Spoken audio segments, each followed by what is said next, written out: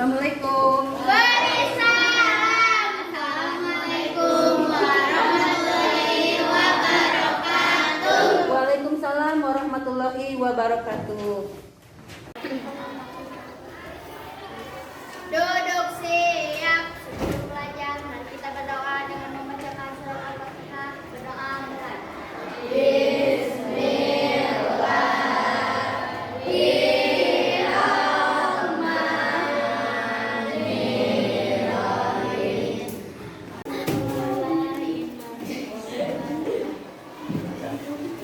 Indonesia tanah airku, tanah tumpah darahku. Di sanalah aku berdiri, jadi pandu ibuku. Indonesia kebangsaan, mustaqim, siratal ladzina an'amta alaihim, ghairil maghdubi alaihim waladdallin. Amin. Kita dulu ya. Aldi, ada Aldi. Alvin. Alvin sakit. Aljira. Aldira ada. Amelia. Terus Arlita. Cepiopi. Kemana Cepiopi? Sakit. Horinisa. Terus Diana. Diana sakit? Sudah. Buku bacaannya kita literasi dulu. Ya, silakan buku bacanya dibuka. Selama 15 menit kalian baca. Nanti ada seorang untuk menjelaskan tentang apa yang kalian baca. Dimulai.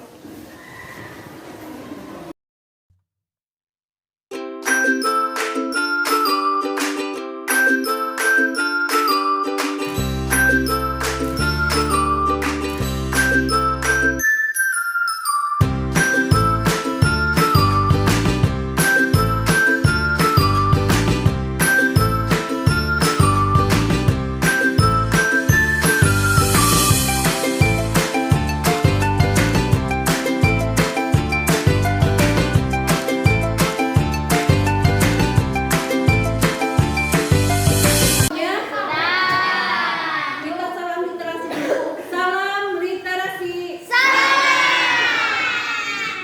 Ya. Biasanya kalian literasi itu di belakang ya. Satu sekolah. Sekarang kita literasi sini dulu. Nah, Ibu menyuruh siapa? Salma. Siapa? Gading. Pada zaman dahulu di wilayah Aceh Darussalam ada seorang raja yang sangat bijaksana dan dicintai oleh rakyatnya, tetapi dia tidak memiliki anak. Dia sangat sedih. Atas orang pintar, raja dan permaisuri harus rajin berpuasa dan bertakbah.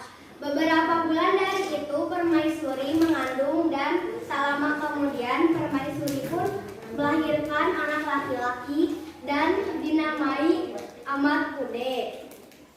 Tak genap dari setahun umur Ahmad Mude, ayahnya Ahmad Mude yaitu raja meninggal dan diganti oleh pamannya.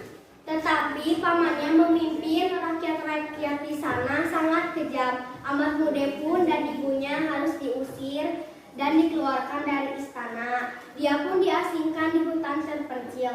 Ibunya dan Ahmad Mude tidak mengeluh tentang hal itu, tetapi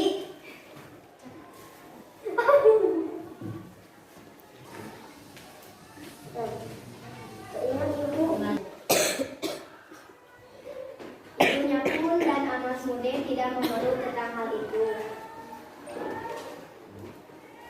Ahmad Mude sangat sekali suka memancing. Setelah memancing, saat dia hendak ingin pulang ke rumahnya, dia bertemu dengan saudagar yang kaya. Ternyata saudagar itu adalah sahabat ayahnya dulu. Saudagar itu mengajak Ahmad Mude dan ibunya untuk pergi makan-makan di rumahnya. Dan ikan hasil tangkapan Ahmad Mude pun dimasak oleh istrinya saudagar kaya tersebut. Ternyata di dalam perut ikan hasil tangkapan Ahmad Mude terdapat banyak tujuh itu.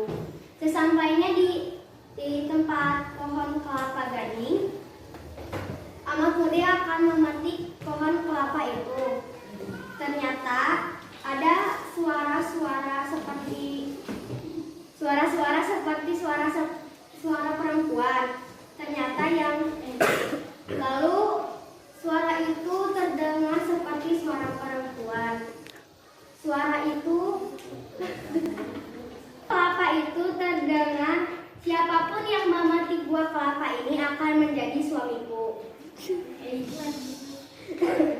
Lalu Ahmad Mude pun memetiknya dan membawanya ke istana untuk dikasihkan kepada Raja Muda. Raja Muda pun terheran-heran mengapa bisa Ahmad Mude memetik pohon kelapa itu. Ternyata tidak segampang itu untuk mengambil kelapanya. Raja Muda pun minta maaf kepada ibunya dan Ahmad Mude dan mengembalikan semua harta-harta istana milik Ahmad Mude dan ibunya. Dan Ahmad Mude dinobatkan sebagai raja dan hidup bahagia selamanya bersama Putri Niwer Gading.